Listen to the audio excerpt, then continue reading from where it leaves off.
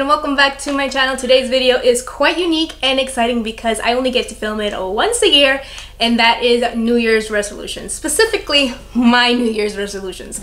Personally, I love coming up with goals for the next year because it's a way to keep myself accountable on how I want my life to be a year from now, 3 years, or 5 years, depending on the goal. But before we get started, let's give a shout out to Jessica. She goes by the Cronkies. I think that's how it's pronounced, her last name. Sorry if I'm butchering it, Jessica. She goes by the Cronkies on YouTube and on Instagram. Thank you so much, girl, for your comment on last week's video. If you would like a shout out, all you have to do is either leave a comment in this video in the comment section below or screenshot this video and tag me on Instagram. I will leave my handle down below. And without further ado, let's get started. As most of you guys know, I like to keep things written down, whether it's on my phone or in a notebook, and the new year could not be the exception. So I picked up brand new stationery, specifically the planner and this new pen set from the brand Fringe. I really liked it because of the sayings that are on the pens. One of them says, "This girl can," and the other says, "Girl almighty." It was $4.99 at TJ Maxx, so it was a pretty good deal right there. I picked up this planner. I was actually debating about getting this one or another one. I think it was like a Right Done one. But ultimately I went with this one just because I liked how it is set up. It does come with a bonus sticker sheet, but I personally don't think I'm going to be getting any usage out of it. I just don't like it. It's just not my taste. I do like how at the beginning of each month it does come with this sheet right here, where you can put your goals, you can put your to-do, important dates, and birthdays for that specific month. So I really like that. And of course it comes with the full calendar, and it does break the weeks and days into smaller boxes, so you can write whether you have a meeting on a specific date, an interview, a lunch date, etc. So I really like how this planner is set up. It also comes with at the end of the month a note page, so that is pretty cool. So I really like this planner. And this book right here, I'm going to be utilizing it for any content ideas that come into mind, any tags that I want to use, titles, any inspiration that comes into my mind, or anything for that matter. I want to write it down here. I've written down the goals that I'm going to be talking to you guys. So the first goal I want to achieve in the new year is I want to lose 40 pounds within the next 8 to 10 months. Now that is pretty achievable in my eyes, just because when I lost the same amount of pounds, I should say, I lost it within the same time frame, if not maybe a month or two more than what I'm stating right now. So I think that is pretty achievable. And for each month, I want to lose about 5 pounds at least at a minimum. I think that is something that I can do, just because if I say I wanted to lose 10 pounds within a week or 50 pounds in 2 months, that is a bit ridiculous and unattainable unless you're starving yourself, and that's something I don't recommend you guys doing because it's not conducive to your health. So I think just stating, okay, in the overall year I want to lose 40 pounds, but each month to get to my ultimate goal I want to lose at least 5. I think that is a pretty good way to go about it. And in the same realm of health and wellness, I also want to do more wellness checkups, specifically just making sure that I am scheduling them accordingly and at the right time. Sometimes I'll just forget to schedule my own appointments, and that is just adulting in and of itself, but I really want to be more cautious of my health and make sure that I am healthy, that I am doing everything that I can in order to be healthy. I also want to unplug from my phone. I know that's kind of hard to do nowadays just because everything is intertwined with the internet, whether it's Facebook, Instagram, looking things up on YouTube, doing YouTube videos. So I just want to be more present in the moment. I kind of find myself sometimes being in la la land, just to say it like that, and not paying attention to, let's say, what my friend is saying right next to me, just because I am on my phone, and I really don't want to be that person. So I want to just unplug myself. I also do find myself at times being on my phone like at 10, 11 o'clock at night when I really should be sleeping and not be on my phone. So that is a huge must for me, just to unplug from my phone when it is time to just unplug. The next goal I want to do is be more cautious with my purchases. Yes, you guys, I am a huge spender and I know it, and now I cannot be that person. I have to start buckling down and just being more conscious, which I have been doing recently in the last 1.5 months. So I've actually looked at products and I'm like, do I need it? Is it a want? Is it a need? If it's a want, then I just leave it. If it's a need, do I need it in the moment, or can I wait to get it? So like that's what I've been doing, and it has been helping me out a lot, and I want to continue doing that within the next year. The next goal has to do with, of course, being more cautious of my purchases, which intertwines with finances, and that is to decrease my credit card and personal loan debt. In total, I will say that my debt encompasses somewhere around $30,000 to $35,000, and that includes my credit card, personal loans, student loans, and car note.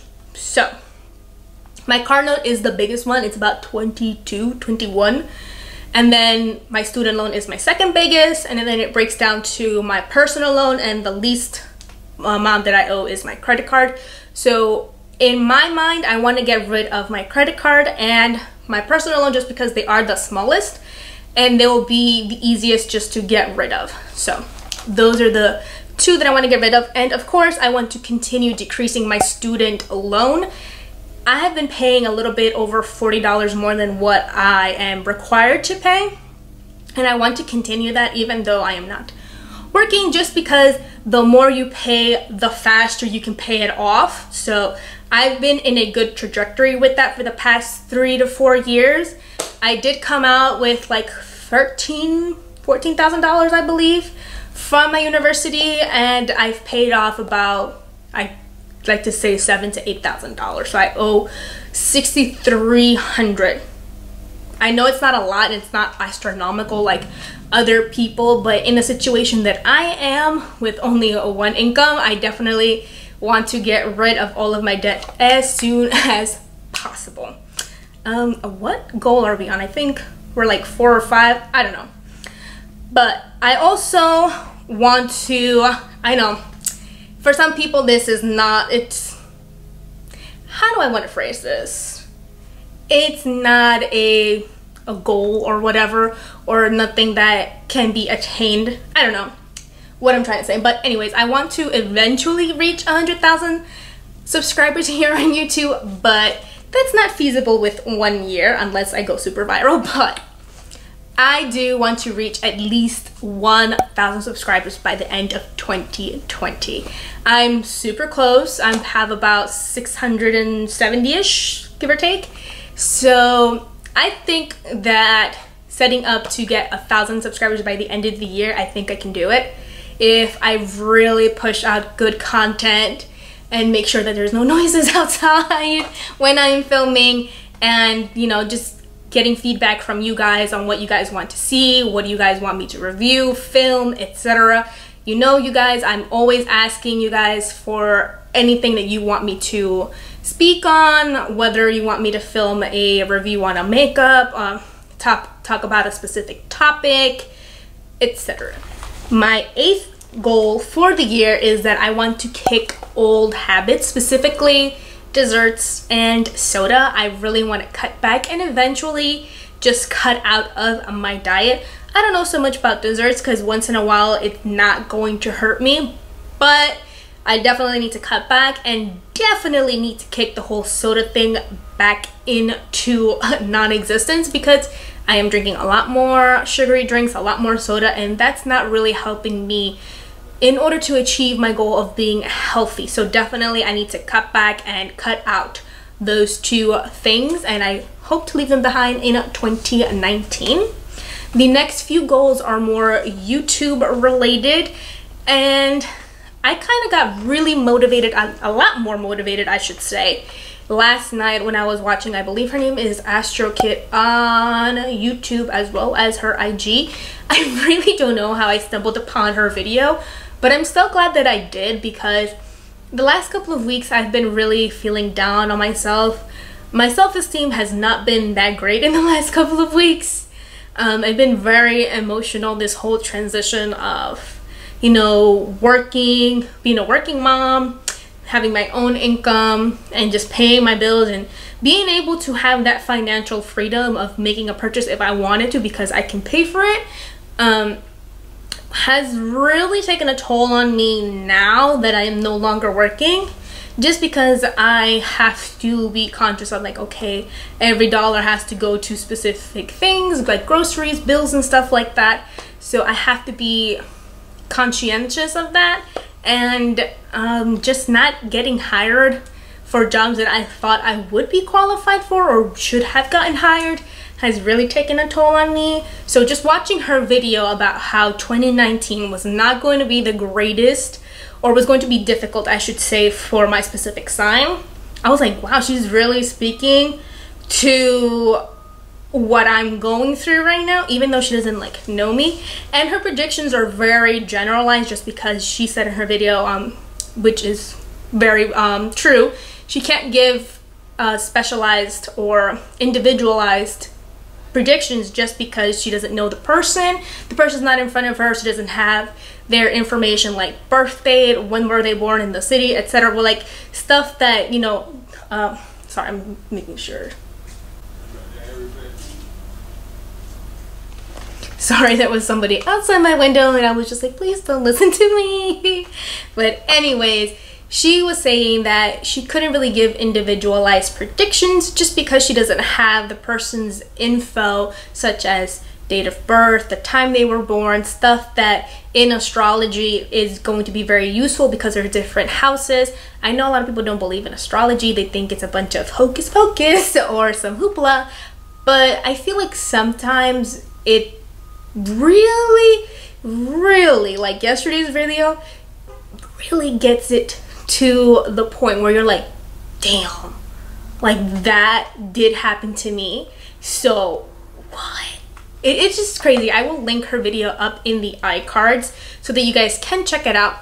But for my specific sign, which is Pisces, she had mentioned that the major themes were going to be an increase in social life, meaning a lot of like creating friendships, networking.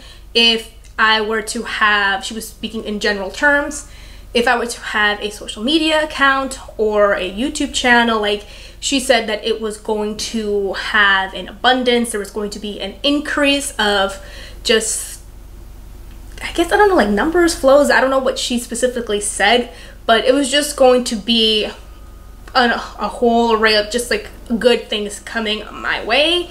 Also elevation in social status, travel, luck, prosperity, abundance. Guys, when my camera did die halfway through the video, so I had to recharge the battery, but we are good to go. And my 11th goal for 2020 is to get a paid sponsorship. And I know people have a distrust of paid sponsorships and content, but in my opinion, if you are being honest about the product you're reviewing, if you are putting a lot of hard work and effort into your channel, and if you are disclosing that the video is a paid sponsorship or paid content, then I think and feel wholeheartedly that we should be paid and be able to be monetized. Yeah, that's the word I'm looking for. Should be able to be monetized and monetize our channel in order to be compensated for the work that we put into these videos. Because not for nothing, there are a lot of people who think that YouTubers or being a YouTuber is not work, but it is. You have to set up the camera, make sure the background is somewhat neat and interesting, make sure that you have good content, searchable content at that. Then you have to search for tags, a lot of behind the scenes stuff, as well as stuff that happens in front of the camera. So it is a lot of work and we should definitely be compensated for it. Do I know how I'm going to get a paid sponsorship? No, I have no idea how I'm going to go about it, But I think a good starting point would be is to talk to my colleagues, fellow YouTuber friends, and see how they went about getting a paid sponsorship and what are some of their suggestions and recommendations to go about it. And once you have it, what to do and what to look out for, because there have been some brands who haven't been so kind to creators and have not paid them the amount that they are worth, or just haven't paid them on time, because that does happen. There is a whole thing where sometimes brands will pay you 30 days, 60 days, or even 90 days after the fact that you've posted their sponsored video. So there's that. So yeah, I think that would be the best way to go about it. So I'm just putting it out there for you guys. That's one of my goals for 2020. And my last goal is that I want to collaborate a lot more with other YouTubers. Not just mommy vloggers or mommy or family vloggers, but other YouTubers who I think collabing with would be a cool way to give you guys amazing content. Whether that would be Amy Darley, who I've been watching her content and just love so much, and just realized that we both live in the same state, so that is surreal to me. As back in New York, we really didn't have a lot of people that did YouTube. I mean, there were vloggers. I believe his name is Brett Conti. He lives in New York City. But other than that, I really didn't know a lot of people that did a lot of vlogging or mommy vlogging for that matter. So Amy Darley would be amazing to do a collaboration with. Somebody like Ali Dawson or Christina from Love Laugh Hippie. They are both makeup gurus here on YouTube, and I love the looks that they come up with, and it's just amazing. I love them so much. Who else? My friend Carla from Carla's Sweet Life. She's a milspo. And then another milso on here is Valeria Villa. I think that would be pretty dope to have a video with her. So I definitely want to come out of my comfort zone next year and ask them, because honest to God, the 3 collaborations I did with my 3 friends, they asked me and I didn't ask them, just because I am chicken shit. I'm being quite frank with you guys.